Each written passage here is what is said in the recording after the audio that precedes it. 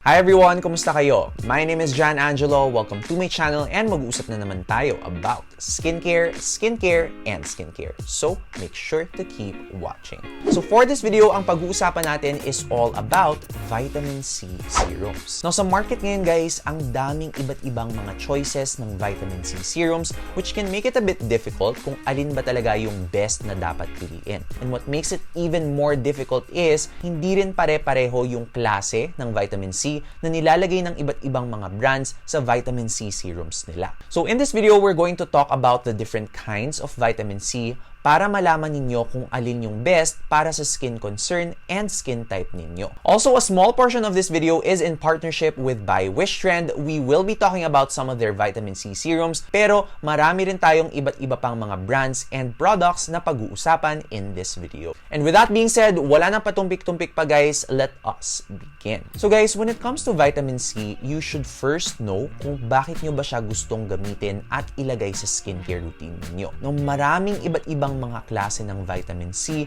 pero sa lahat ng mga forms nito guys, parang meron silang mga common na benefits na makukuha mo across the different types of vitamin C. So yung mga main reasons why you would want to use vitamin C is number 1, for skin brightening or evening out your skin tone. Number 2, for dark spots and or red marks on your skin.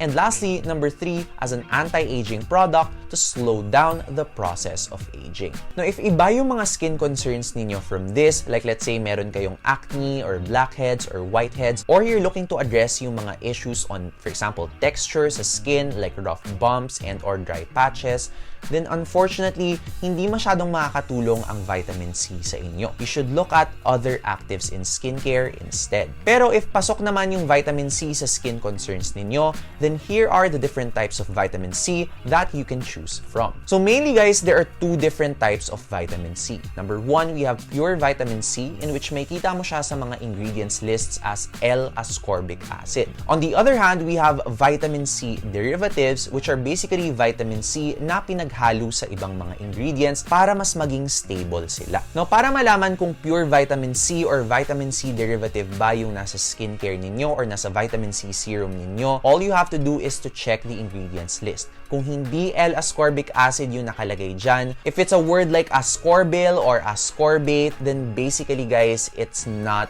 pure vitamin C and it's probably a vitamin C derivative. Now, ano nga ba ang difference ng pure vitamin C and ng derivative? So, malalaman natin yan as we discuss the first kind of vitamin C. We have pure vitamin C, also known as L-ascorbic acid. So, ito guys, kung merong best of the best sa mga klase ng vitamin C, as in yung known to be very effective sa skin talaga, this is going to be it. Now, based on the data na meron natin ngayon, yung L-ascorbic acid form ng vitamin C is the one with the most research and data backing up na effective siya to fade dark spots and na excellent siyang antioxidant for our skin. In fact, maraming nagre-recommend to put vitamin C before putting on sunscreen to boost yung sun protection sa skin natin. And not only that guys, vitamin C has also been shown to boost the skin's collagen production, meaning excellent to for those looking to maintain yung elastic na plump na bouncy na skin even as they age. So as you can see guys, napaka-promising din talaga ng pure vitamin C or L-ascorbic acid. However, you might be wondering, bakit pa tayo may ibang options kung ito naman pala yung best of the best in terms of effects sa skin natin? Well, the reason is because marami ding mga cons yung paggamit ng pure vitamin C or L-ascorbic acid. Number 1 reason being, sobrang unstable ito na ingredient. In fact, the moment that you open a vitamin C serum na merong L-ascorbic acid, as in, the clock is ticking sis. Kailangan mo na siyang maubos bago siya maging yellow or orange, meaning oxidized na siya and hindi na siya magiging effective sa skin. And dapat hindi siya na-expose masyado sa light or sa air kasi guys, nagko-contribute din yun sa pag-degrade ng vitamin C. Kaya manonotice ninyo guys, yung L-ascorbic acid na mga vitamin C products, bihira yan na nasa clear packaging. Laging dark or parang opaque yung packaging niya. other things that make serums with L-ascorbic acid hard to use is first, hindi siya magandang i-layer with other actives like for example, retinol or retinoids, benzoyl peroxide, and even exfoliating acids like AHAs and BHAs. Pag pinagsabay niyo yun guys, it's going to be very, very irritating to your skin. Now, another reason is the fact na hindi mabilis pumasok yung vitamin C sa skin natin. So for example, kung gumagamit ka ng let's say 10% vitamin C serum, hindi pa tayo sure kung lahat ng 10% na yon is papasok sa skin natin. Which is why yung percent ng vitamin C ng ibang brands medyo mataas talaga para more chances of more vitamin C going into our skin. However guys, ang dilemma rito is pag masyadong mataas yung vitamin C, it can also potentially irritate your skin, lalo na if sensitive kayo rito. Higher is not always better sa vitamin C guys. The best one for you will be the percentage na kakayanin ng skin ninyo. Now, given yung mga pros and cons ng vitamin C, kung porsigido talaga kayong itry siya and you feel na pasok naman siya sa routine ninyo, here are some examples of products you can try. So when it comes to the most researched vitamin C serum in the market, there is one product that can guarantee you this, and this is the internationally renowned Skinceuticals Vitamin C Serum. Now guys, this is not a recommendation nor a review.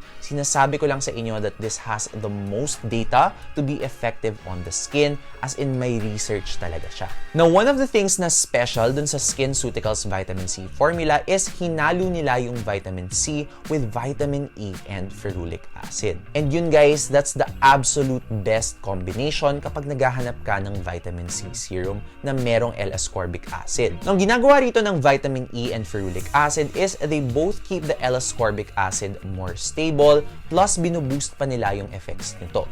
Meaning, mas effective yung L-ascorbic acid serum and also, mas matagal before siya mag-oxidize. So really guys, itong combination talaga ng vitamin C, vitamin E, and ferulic acid, ito yung parang goals talaga sa isang vitamin C serum. However, ang problema sa Skinceuticals guys is napakamahal niya. As in, super duper mahal. So when it comes to pure vitamin C serums or vitamin C serums na merong L-ascorbic acid, alin nga ba yung mga mas murang brands? Well, you can head over to The Ordinary for this one kasi meron silang vitamin C 23% suspension and the price is not bad. If I'm not mistaken, nasa 400 to 500 price range na to. And I also did say in my serums video na kahit medyo cheap yung price niya, yung feeling niya sa skin is parang medyo weird. May mafe-feel ka na parang mild stinging paminsan-minsan. Although that doesn't mean na hindi siya effective sa skin. I did see some changes, pero more of personal preference ko lang talaga, medyo uncomfortable kasi siya gamitin. Now, on the other hand, if you're looking for something na more in the middle, na parang cheaper than Skinceuticals, pero medyo cosmetically elegant or comfortable kesa dun sa The Ordinary, then you can head over to K-Beauty and check out the very famous vitamin C serums from by Wishtrend. These are the Pure Vitamin C 21.5% Advanced Serum as well as the Pure Vitamin C 15% with ferulic acid. Na kung skincare junkie kayo guys, these two vitamin C serums need no introduction kasi sobrang well-known and well-reviewed na to sa skincare community. But for those who don't know, these are two vitamin C serums with L-ascorbic acid na maganda ang formulation. Naunahin natin tong C 21.5%. This one is known to be a vitamin C serum na mas maganda yung lagay sa skin. And gaya nga ng sabi ng pangalan, this is 21.5% vitamin C, one of the higher amounts of vitamin C in a serum kung gusto niya talaga makuha yung parang full strength ng vitamin C. Now, I personally tried this for 1 month and ang masasabi ko guys is nakatulong to in fading some of my red spots and dark marks, but it was in combination with other dark spot lightening serums and of course, yung pinaka-importante, sunscreen. Nung nagamit ko to though guys, since I haven't used vitamin C serums in a long time, medyo nanibago yung skin ko. Parang meron akong na-feel na pag-init nung first time na na-try ko siya and sometimes parang meron siyang stinging sensation. Pero ang ginawa ko guys para ma-avoid to is inunti-unti ko talaga siya. Like just twice a week nung nagsisimula ako and then up to 3 times kapag kaya na ng skin ko, then up to every other day. day, and then up to every day. Now, on the other hand, if you're starting out sa vitamin C and feeling mo medyo mas sensitive pa yung skin mo, I do recommend trying out the vitamin C 15% with ferulic acid instead. Now, since lower percentage to guys, there's lesser chances na may irritate yung skin ninyo sa vitamin C. Ang maganda rin dito guys is medyo mas watery yung texture nito, mas mabilis din to mag-absorb sa skin, and this also has ferulic acid which keeps the vitamin C more stable,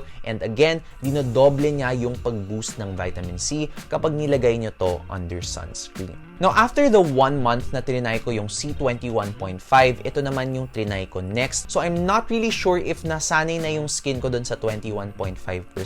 Pero for this one, guys, mas wala akong na-feel na uncomfortable. If not only parang medyo umiinit lang siya slight upon application. Pero personally, guys, in my experience, wala akong masyadong na-feel na parang stinging sensation. And since this one, guys, is more lightweight para sa akin, ito yung mas prefer ko out of the two vitamin C serums. Now, for the price of these two serums, guys, both are at 1,560 pesos on the official K-Beauty Cafe and Lazada store. However, for 8.8, you can get them for just 1,036 pesos, and meron pa kayong freebie, which is actually the natural vitamin 21.5 enhancing sheet mask. And for other by Wishtrend products, you can also get them up to 20% off when you purchase from K-Beauty Cafe on 8.8. Alright, so now from pure vitamin C, guys, let's move forward to the other kind of vitamin C. Ito naman yung mga vitamin C derivatives. So gaya nga ng sabi natin kanina, guys, yung pure vitamin C or yung L-ascorbic acid is a very, very, very unstable ingredient. Pero itong mga derivatives na to, they're actually the complete opposite. As in, very stable form sila ng vitamin C. So hindi sila mag-o-oxidize or parang mag-yellow or orange ng basta-basta, and mas gentle sila sa skin natin. In fact, with a lot of vitamin C derivatives, guys, pwede mo silang isabay with other actives like retinol or exfoliating acids like AHAs and BHAs. Merong mga ibang brands, they even formulate these actives together. However, guys, ang downside nga lang ng vitamin C derivatives is hindi kasing dami ang research niya na effective siya compared to L-ascorbic acid or pure vitamin C. So actually, guys, hindi pa natin alam if kaya ba niya ma-replace yung actual na pure vitamin C serum na may L-ascorbic acid. Now, despite this though, hindi naman masama gumamit ng vitamin C derivatives, hindi naman sila completely useless. In fact, they're actually worth a try for those na natatapangan or hindi masyadong hiyang doon sa pure vitamin C. And while konti pa lang ang research sa mga derivatives, marami naman sa mga rito are promising research, and since gentle pa rin naman yung mga derivatives sa skin natin, it would be a pretty good add-on sa isang anti-aging and or skin brightening routine.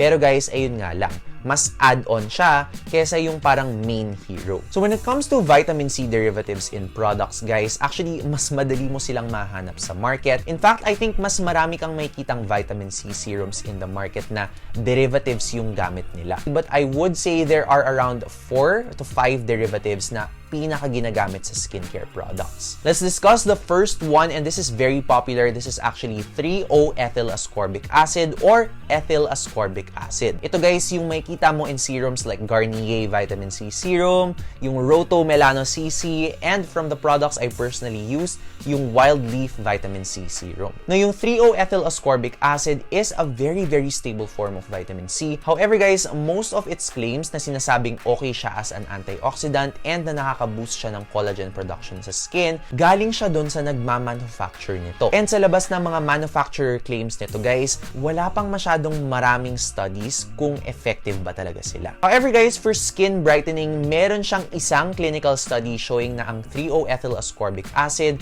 kaya niyang mag-brighten and mag-improve ng skin tone. However guys, just because merong isang study does not mean okay na agad siya. As with other ingredients, we need more and more studies on this to actually prove kung effective ba talaga siya. However, kung gusto mo mag-add-on ng parang booster for your skin brightening routine, you can try products with this ingredient. Pero guys, personally, hindi ito yung parang main na gagamitin ko if I want to brighten my skin. Next up is a vitamin C derivative that a lot of brands use. This is sodium ascorbyl phosphate. So actually, maraming mga known brands ang gumagamit ng derivative na to, including Olay, Neogen, and one of my favorite local serums, Skin V2.0. So for sodium ascorbyl phosphate, guys, merong ilang mga studies with clinical trials na okay daw siya as an antioxidant, it can help boost collagen levels sa skin, and nakakatulong din daw siya in fading brown spots. What's more, guys, may bonus pa tong ingredient na to because there are also a few studies suggesting na nakakatulong siya for acne. But again, guys, like I always say, kung meron kang acne, vitamin C is not like the main answer to your problem, and it should really not be your priority kung meron kang acne. Kasi guys, maraming mga studies na nagbaback na mas effective pa rin yung mga gold standard acne medications, like for example, benzoyl peroxide, retinoids, and antibiotics. Based on sa mga studies, guys, hindi rin kasi tayo masyadong sure kung effectively bang na-absorb talaga sa skin natin yung sodium ascorbyl phosphate. And hindi rin natin alam dun sa na-absorb na yon how much of that is actually converted to pure vitamin C para magamit ng skin natin. So itong sodium ascorbyl phosphate, guys, it could be a good add-on or parang booster sa isang anti-acne routine if you want to add parang brightening benefits or antioxidant benefits sa anti-acne routine mo. But remember, guys, this is completely optional and this should not be the main treatment sa acne ninyo, lalong-lalo na't hindi naman super dami ang studies sa sodium ascorbyl phosphate as an anti-acne product. Next up, we have a similar vitamin C derivative. They sound very alike, pinalitan lang yung unang word. This is magnesium ascorbyl phosphate. Now, makita nyo to, guys, in brands like The Ordinary as well as yung Hada Labo, yung premium Shirojun line nila, yung color blue, and that's actually the one na natry ko na. Now, for magnesium ascorbyl phosphate, same problem sila ng sodium ascorbyl phosphate kaya nung kanina. Hindi natin sure kung fully na-absorb ba talaga siya sa skin natin, and hindi rin natin sure if gaano karami yung nako-convert niya into pure vitamin C para magamit ng skin natin. However, meron namang human studies on magnesium ascorbyl phosphate as a skin brightener. So kung medyo mas yun yung goal ninyo, then this can be an okay ingredient to consider. And last but definitely not the least, we have ascorbyl tetraisopalmitate. May kita nyo to sa The Ordinary, or actually another more accessible option from the local brand, Ashen.